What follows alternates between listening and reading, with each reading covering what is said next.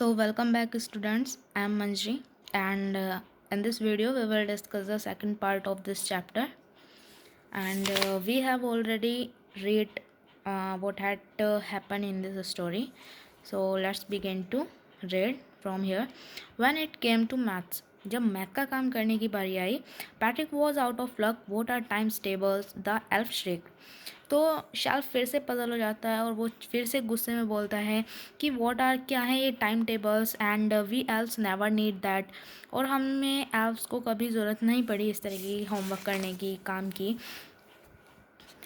And addition and subtraction and division and fractions. और ये क्या होता है, एडिशन करना, माइनस यानी कि सब्ट्रैक्शन करना, गुणा भाग करना, फ्रैक्शंस की हमें कभी ज़रूरत नहीं पड़ी। Here sit down beside me you simply must guide me. Else कहता है कि यहाँ पे बैठ जाओ मेरे पास और तुम ज़रा सिंपल तरीके से मुझे गाइड करो, मेरी मदद करो। Elves know nothing of human history. तो एल्फ को नहीं पता, कुछ भी नहीं पता ह्यूमन हिस्ट्री होती क्या एक्चुअल में। इनको ये भी नहीं पता हिस्ट्री सब्जेक्ट एक्चुअल में होता क्या है। To them it's a very mystery.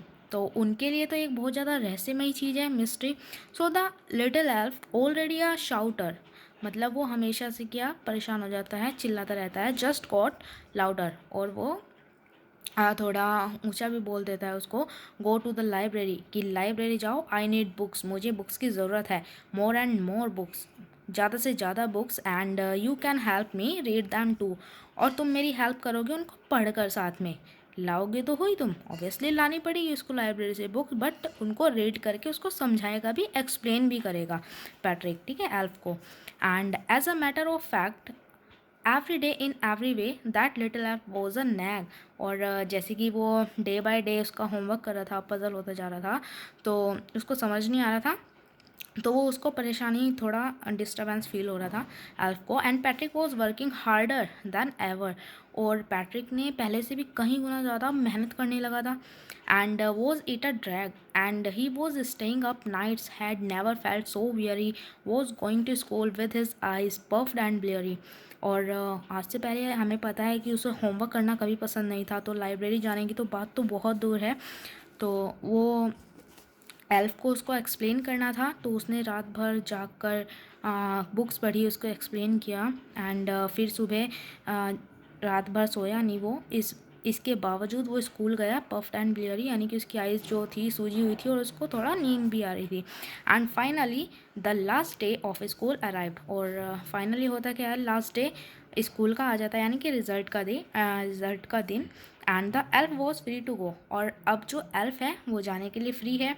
As for homework there was no more, so he quietly and sillily slipped out the back door. तो वो होमवर्क कंप्लीट हो जाता है उसका, जो उसने वादा किया था, प्रॉमिस किया था पैट्रिक से। तो वो क्वाइटली बिना बताए चुपचाप से पीछे वाले दरवाजे से भाग जाता है, ताकि पैट्रिक उसको पकड़ के कोई और होमवर्क ना बता दे। And Patrick got his A's, और हिज क्लासमेट्स वर अमेज्ड। तो पैट्रिक को ए ग्रेड मिला, और उसके जो क्लासमेट्स यानी कि साथ पढ़ने वाले बच्चे, फ्रेंड्स थे, बहुत ज़्यादा आश्चर्यचकित हुए, amazed. His teachers smiled and were full of praise, और उसके टीचर्स बहुत ज़्यादा खुश थे और उसको प्रेज यानी शाबाशी भी दे रहे थे। एंड हिज पेरेंट्स, और उसके पेरेंट्स भी वो बहुत ज़्यादा खुश थे। They wondered what had happen to Patrick, और वो भी आश्चर्यचकित थे कि ऐसा क्या हुआ पैट्रिक के साथ कि he was a lot of change in him, and he was now the model kid। अब वो एक मॉडल यानी कि अच्छा बच्चा, आदर्श बच्चा बन चुका था, kid. cleaned his room, did his course, was cheerful, never wrote, like he had developed a whole new attitude। और अब वो क्या था, अपना रूम साफ़ करता रखने लगा था, अपनी बुक्स को सही से रखने लगा था, और खुश रहने लगा था, और कभी किसी से रूडली बात नहीं करता था। और उसका अब उसके पास एक न्यू एटीट्यूड था, ठीक है। And you see in the end, और आप एंड में क्या देखते हैं, Patrick still thought he had made that tiny man do all his homework. कि पैट्रिक सोचता है कि मैंने यानी कि उस टीनी मैन ने सारा होमवर्क कर दिया पैट्रिक का।